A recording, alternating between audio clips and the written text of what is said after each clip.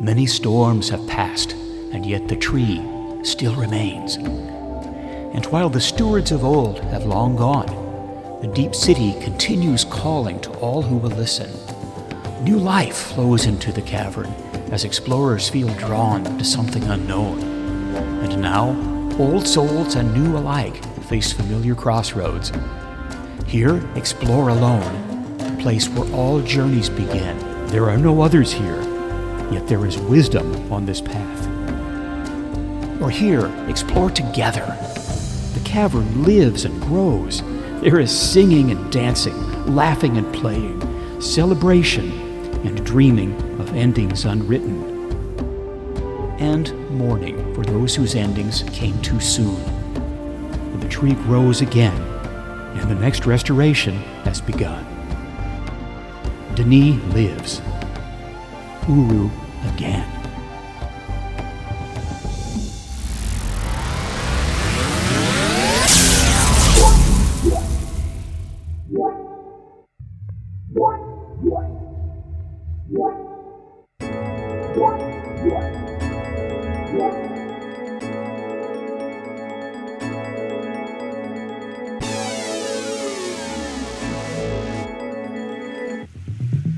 Around the world and across the ages, this is the Cavern Today, coming at you live from the Cavern Today's hood in Denis for the first time in, I think, ever.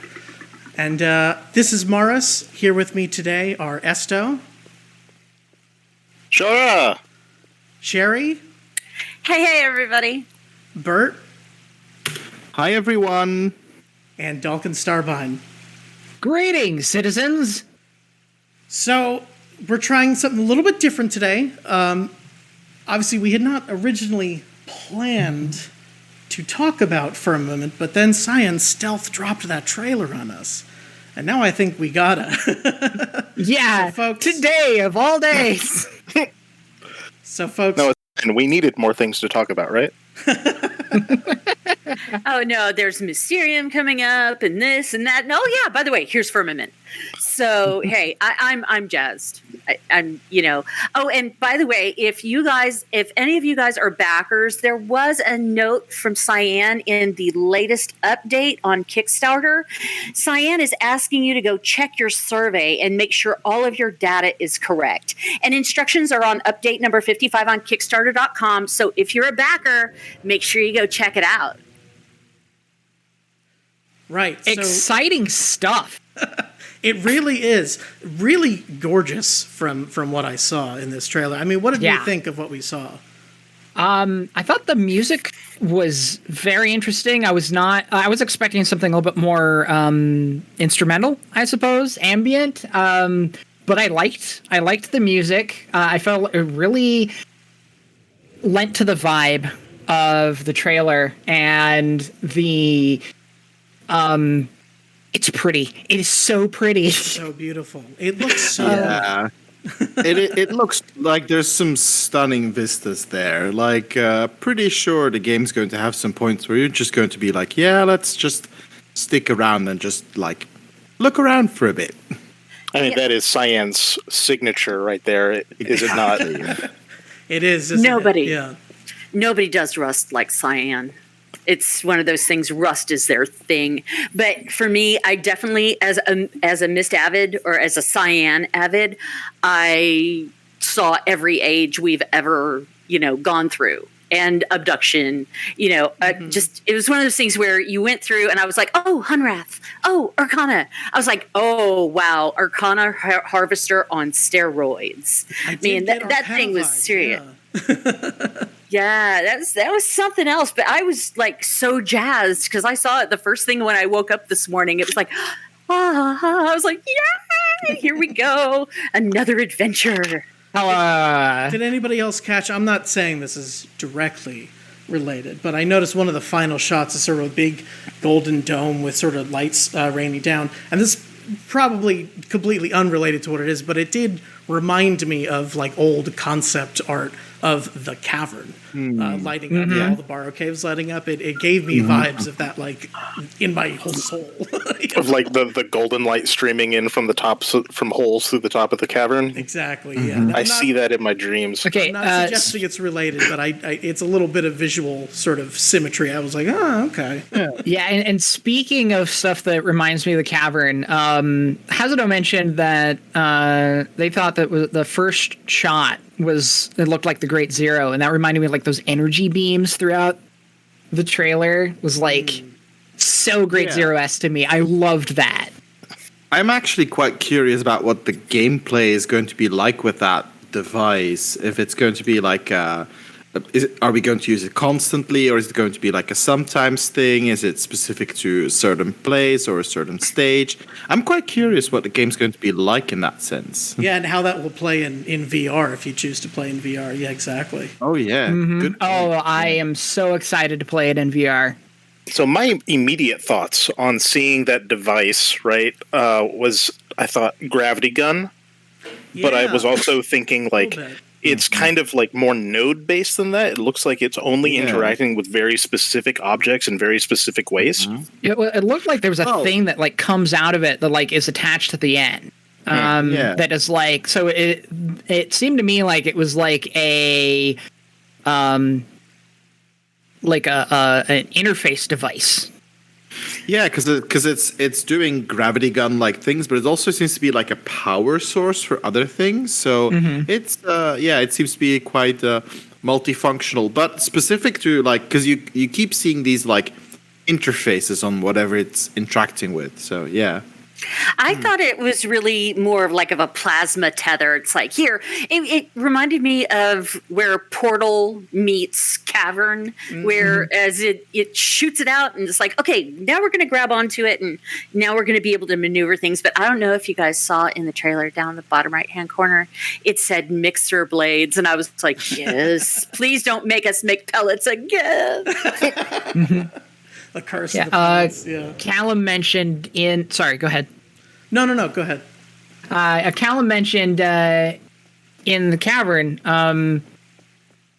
it looked a bit like the adjunct from the demo, and I think it definitely is filling that role at the very least. I think they said something about redesigning the adjunct since that demo. Yeah, so I'm thinking that's what that became. That makes sense. So we're calling it the adjunct? I don't know if it still is the adjunct, but I think it at least was. I am going to channel Riven and go, lose your questions and you will find your answers. I was trying to think of what it reminded me of a little bit, and I was racking my brain. I was like, what is it? And then it occurred to me, you know what it reminds me of is Metroid Prime. There's a harness that reminds me a little bit like that. And which, hey, if something could bring Metroid Prime vibes to me and to be a Myst-like game, then we're doing something right. So I'm just thrilled that it's so crisp. It's so clean. It looks just ready to dive into. And, for me, my Oculus is going to be glued to my face. And it's going to be, I'm going to be taking pictures of all the bruises because I'm going to be falling over furniture. But, I'm really, really looking forward to this. I hope my computer can run it with my VR headset. We'll have to see. Myst ran great for me. I know the specs are a little different for Firmament, so we'll have to see how that works out. Yeah. Crossing my fingers. But, my PC tower, the old girl, has, her time may have come. It may be time to upgrade some components. Very old processor. I don't know. At some point, I'll have to take the plunge, Something that just occurred to me, we did also get our first look at metahumans in this trailer. Yes. Oh, yeah. Those looked really good. And I also like the holographic kind of effect that it had on there. It's a nice mix of being, it's a human, but it's still a projection. Felt really fresh. Yeah, and Sherry, I know you mentioned earlier, before we got started here, do we have any info on what the voice cast of this game looks like? Is it possible that, certain voices that we know might come back, like, Rengan Altair or somebody like that? I don't know, but I did look at the the face on that nice lady, and I was like, is Regan Olte back? I don't know.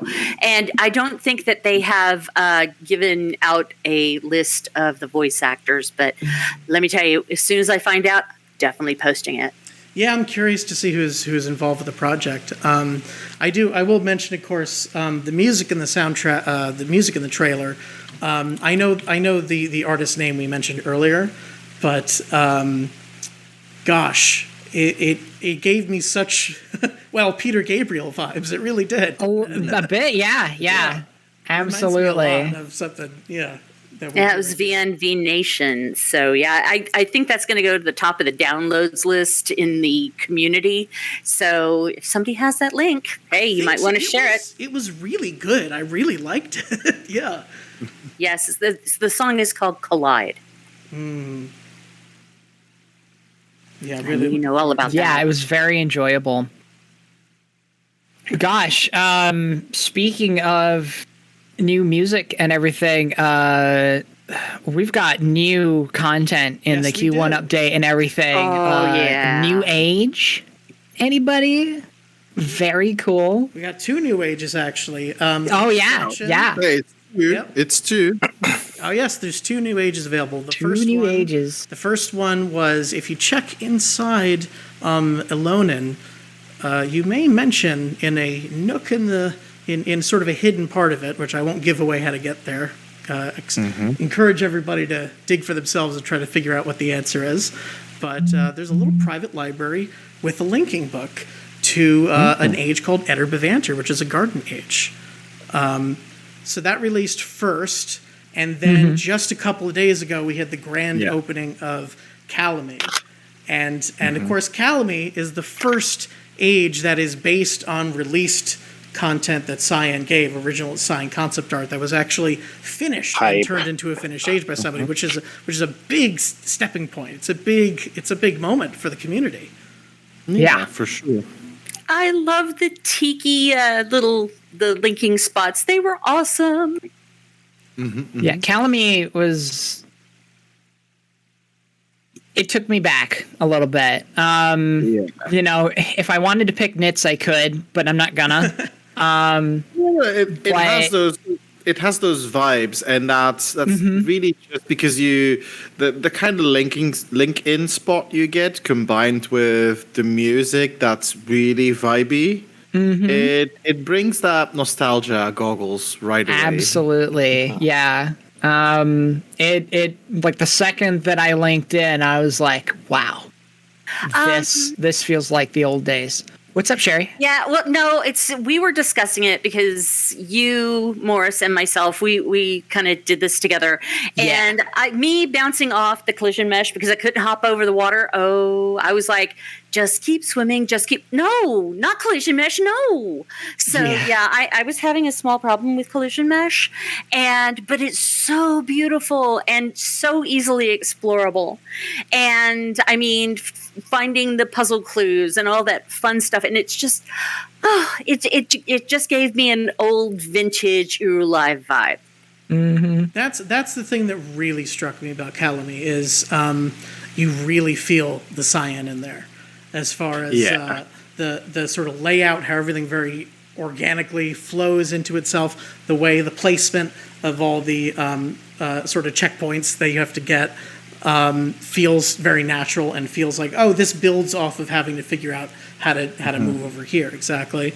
And despite, I'm aware of how much work SMJ did actually putting this thing together, because there wasn't a lot to go off of from what I understand. It's kind of mind-boggling, really. Yeah. Oh, most definitely. But it was so fun, though. I had a great time doing it, and I have to shout out to my colleagues Dalken, Starvine, and Maurus, who made it so much fun. And I say this over and over again, probably ad nauseum, but explore with your Cavern family and friends. It makes it so much better. It really is so great with friends and family. Just going through a new age. Experiencing it for the first time together, and I like that we're able to do that in the way that we can now. But like I really want to get like, because like we were on voice call when we were doing that together, and I would really like to be able to get back into like having it, you know, where we're talking in voice, in the cavern, in the ages, you know, just in person. And I think that's the only thing really that would have like made that any better, was just being able to do that and have that, like the good old days where we're just there. And That I mean, that was the first time in a long time I've been laughing and having a good time. And why isn't this door opening? There's supposed to be a door. What's wrong with the door? And, you know, but it was, but, you know, but we did it with Discord, and we were able to turn on our streams so we could watch each other. And since we weren't in the age together, we were able to watch each other's experiences. And Maurus was watching mine, and he goes, I'm waiting to see what you're going to do with that. And I'm just like, okay. And then I started dancing. He goes, you dancing? I'm like, heck yeah, I just hit that button. Yay, I hit a marker. I was so thrilled. So, yeah. Yeah, as far as the playing together, I mean, something I try to sell people on with Uru, you know, the Uru experience. And well, if you do all these ages, you can do them all alone. What's the point of having it live? And it's like, yeah, you can do them all alone if you want, but they allow you to, you know, play with multiple people in the age at the same time, and that often unlocks certain things about the way that you play it that make it kind of more interesting. You know, you find alternate ways of solving puzzles. There's, you know, by having another person there to bounce your thoughts off of, it totally changes the way that you operate inside the game. So yeah, I do encourage folks to, you know, even if you can solve it together, you have a friend, have them join you. It'll be a blast. It'll be so much fun. yeah. And we didn't even technically together in the day that we all played Calamity together, and even then I had so much fun sort of virtually hanging out with you folks. It was lovely. Oh yeah, drag people in. Like I remember dragging a few random friends of mine into Uru during the pandemic because we were all at home and kind of bored. So and that was actually really fun because they had no idea what Eddard Dylan and Eddard Sogal were about, but they were like, "We're doing a group puzzle, sure." So I think I got one person at least vaguely into Uru. So. Doing God's work here, I guess. Yep. Hey, the maker moves in mysterious ways. Yeah. Exactly. I mean, you know, with the VR guild and everything, because I'm kind of associated with them a little bit, you know, we're getting a lot of ages into VR chat. And so it's been interesting having people pop in from VR chat into that server and be like, what is this? Most of them are people who already know about Mist and Uru, so like they're looking for those. But occasionally we've had people come in who just kind of stumbled across them, like, this is funky. So like Opcode, who kind of is the leading the charge with that whole thing, actually managed to recreate a functioning version of Ayuhik. In VR chat. So like you can sit down and play Heek in VR chat, and it's really interesting because you get because you're in VR, you get the back and forth with, like, you know, seeing people's body language and stuff a little bit, trying to, you know, play that element into things. So it's interesting getting that kind of stuff, and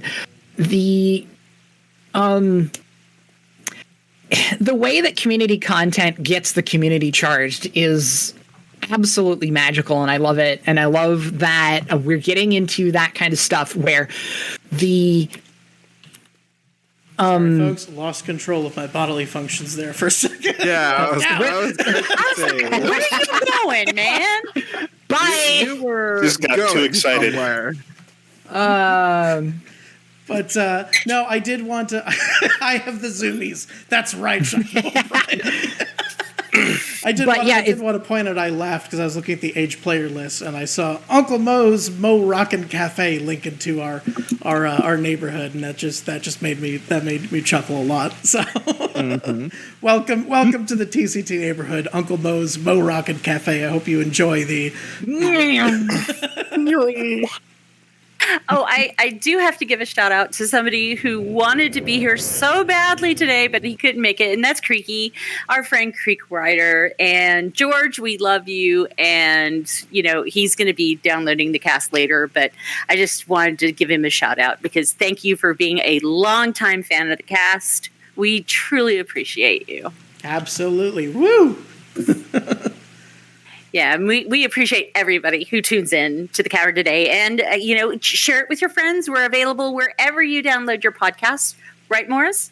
That's right.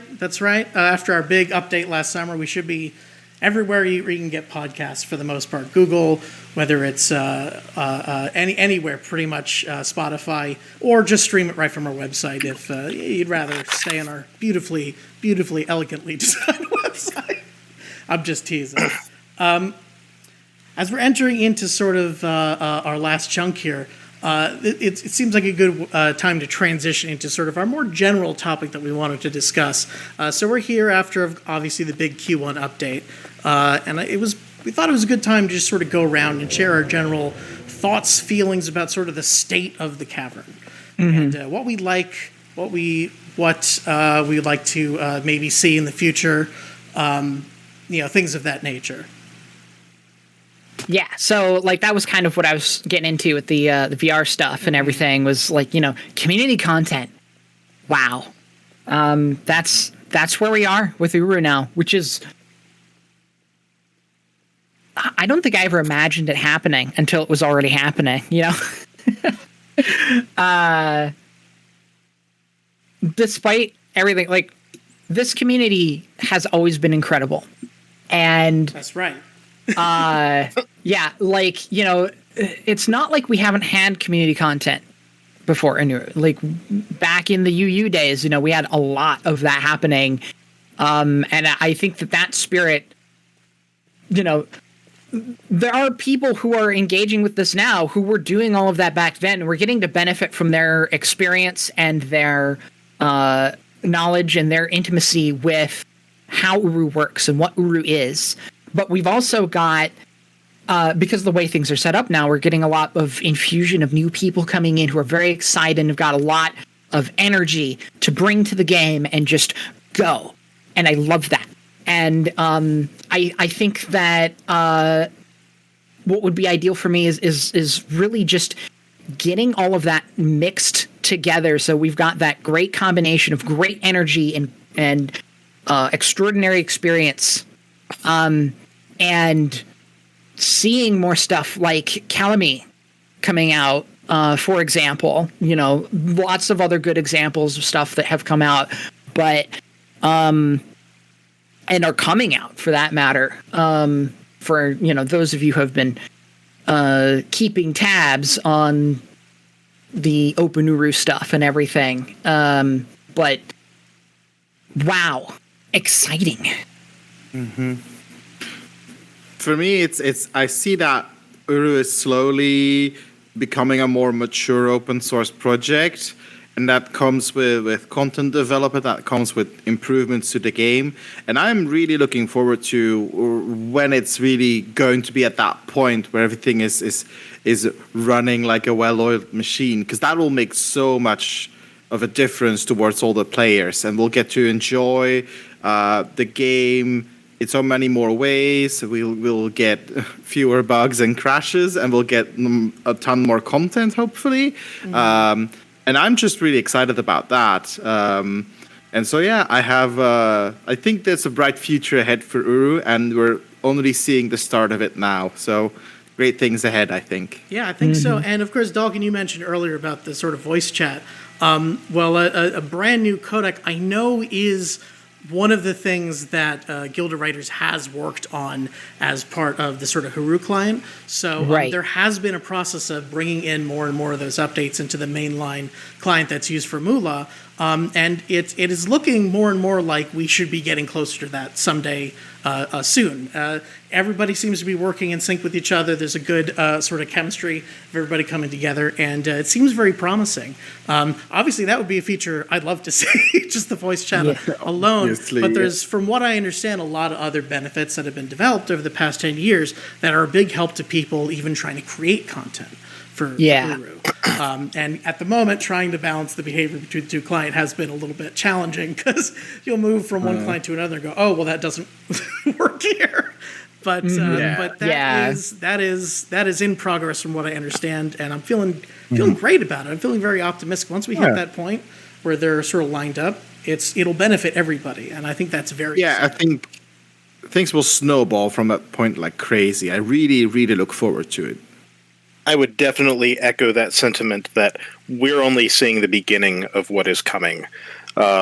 Just having, Uru's always kind of had this, there's more going on under the surface than what you see. But in this case, it's like, we just got Calamy, right? This is the first of a whole slew of intangibles projects that have been, and are currently in process at, at varying levels.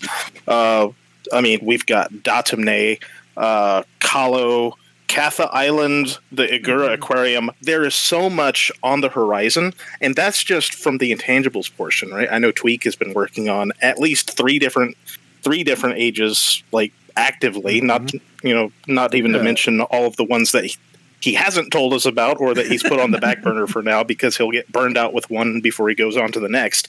But just it's amazing. It really is just amazing to see the development that this community is able to bring out of each other, that is able to inspire from each other. You mentioned before the technology that has been developed to aid the community in creation of this. So Corman, to call it out specifically, Corman even maintaining its own fork of Blender just specifically for development for Uru.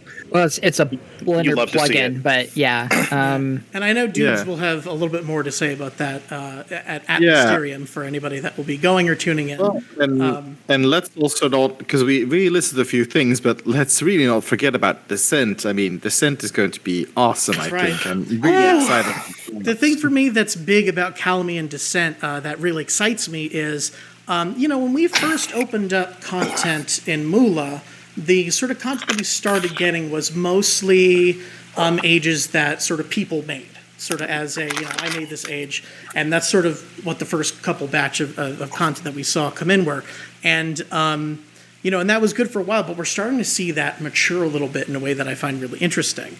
Where now that the community's been around for a while, now that we've been accepting content a couple years, it's less of here's something actually that I made a couple years ago that's sort of ready to go for MOULa, and sort of shifting more towards things that are being custom built for MOULa. And specifically, like with Calamy and Descent, things that are explicitly, rather than an age that somebody originally made, really a continuation of the restoration effort that the DRC started. And from both the lore standpoint and just from a content standpoint, that really excites me a lot. So a direction that I'd sort of like to see the community move in is, look at that list that the DRC left. There's all sorts of jumping points off there, and I'd love to see people really we have all this creativity in the community. Some people are really good at texturing, some people are really good at lighting, and I love to see people really come together and a real collaborative kind of project where everybody contributes the sort of components that they're good at, and we get a real sort of melting pot of people coming together to work on this restoration. I think that's really, really exciting. Well, for me, number one thing I always want, plushie borrow, for the community. But in game, I'm just really grateful to see everybody being so very encouraging and making sure that, they're lifting each other up as they're creating, because this community is all about what we can do together. Absolutely. And so, for me, I'm always the one that's always, yay, community. But, as somebody who I cannot do 3ds Max, I can't do, I can texture models, but there are things that I cannot do, and I watch everybody with these amazing ages that are coming out. I mean, what Semjay did, props to you, Semjay, thank you. And Amethyst, and I mean, who else has created ages? I mean, they're really amazing. And so, keep going. Please keep going. Our world lives and breathes because of you. And I am, for one, very grateful for that, because that's what I've always wanted since 2004. It's a cavern that lives and breathes again. And 20 years later, you guys are making it happen. So as just a person who can't do what you do, thank you for doing what you do. But anyway, I think we're at time. Yeah, definitely hats off to all our creatives out there. We love you so much. Keep up the good spirits. Absolutely. Don't get too dissuaded. Just if there isn't a lot of direct feedback. We love what you're doing. If you didn't hear it before, you're hearing it now. We love what you're doing. Keep it going. Keep the spirits up, folks. We love you. So for our final segment here, for our first sort of live show, we thought it'd be fun to sort of open up the conversation to everybody that's here with us today. If you have any sort of questions, comments, go ahead and shout them out. And, we'd love to talk to you guys. How are we doing? How are we feeling out there in Uruland today? Yeah, so feel free to throw anything in the chat, either here in Uru or on Twitch, of course. And we're happy to answer your questions, if you have any. We don't really know if anyone has any. And assuming if we know the answers, of course. Otherwise, we'll just happily, wildly speculate about it. Yeah, I mean, we can speculate about the meaning of life if you'd like. Yeah. Yeah, Dalken's going to be looking into his crystal chocolate orange to divine the future. Yeah, we've got a couple of people from outside the cavern as well, who are not necessarily as familiar, who may also be curious about things. So, inviting questions from that angle as well.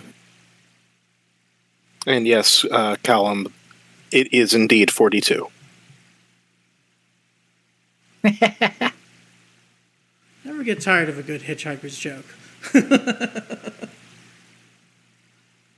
Oh boy. 42. What was the question again? Was this Brad? Let's not even go there.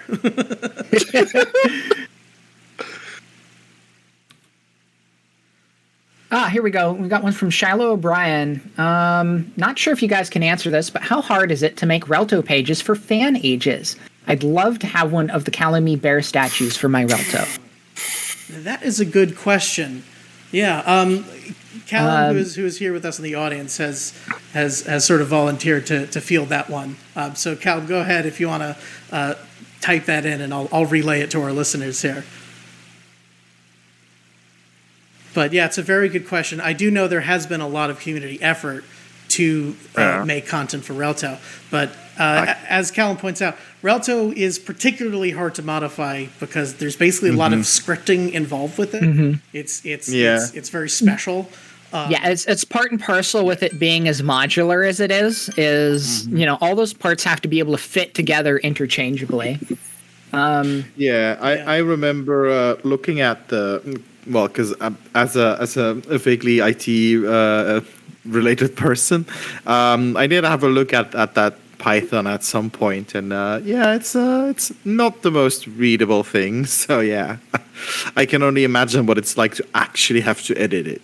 Yeah, Callum adds, because there's so much scripting, there's a lot that has to be done on the age blend side. So, let's see, for a while, our first few Relto pages have been done with an extremely tedious sort of PRP shop modification done by our page wizard, Azado. That's right. Yeah, Azado really seems to be the expert at the Relto page stuff so far. As from what I understand, he's been the go-to individual for all of that. Quick detour, Callum, if you can, for those of our listeners who don't know what PRP shop is, could we get like a quick kind of, what does that mean? But Callum points out that Zato is working on a process that will make it easier for devs in general. Mm-hmm. Yeah, which is great. That is fantastic. Mm-hmm. I think there's also both on the end of OpenUru and on the Guild of Writers team, there's work on simplifying the scripts in Uru in general as much as possible and making them more readable. So, A question came in from Jeff Klinger in our audience about Descent. Let's see. Before we do that, sure, go ahead. Let's follow up on the PRP shop thing just really quick. That's an editing tool that opens existing PRP files and lets you edit individual aspects. And so PRP files are, I'm not necessarily the best person to explain this here. But yeah, basically, like they're Python scripts, essentially, right? PRP Go ahead, Bert. isn't a Python yet. No, it's part of the so Ages contain a few files, including PRP files, and so usually when you make edits to an age, you take the source and then you generate different parts of the different files you need, like the .prp file, the .h file, the .fni, I think it's called file, and the likes.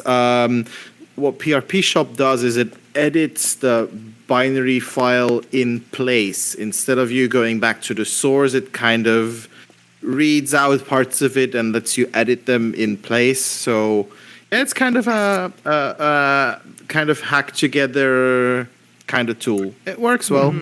Now, I actually have used PRP Shop a little bit to do some of the texture editing work that I've contributed to MOULa. And yeah, I can say to what Cal mentioned earlier, if you're not careful with it and you save things wrong, you'll log into an age and you'll see everything's all screwed up in the wrong place. It's like Cal says, like a Rubik's Cube almost, where things are not being placed where they're supposed to be. It's very delicate, so you got to be careful. Yeah. But I do want to jump back to the question that we earlier. So Jeff's question. Jeff. So the question about Descent is it going to show more than what we saw in Myst 5? Is a whole volcano to cavern path in the works? I can speak to that a little bit. So what I could say for sure is the plan is, so we have, Myst 5 has given us some of Descent. It gave us really, I think, less than half of it, actually. Really just getting from the surface all the way down the 3 miles, although we know it's not really 3 miles, but still. The mile and a half, right? I think is what Dubes had said. Yeah, Dubes said he measured it out when we had the podcast last time. But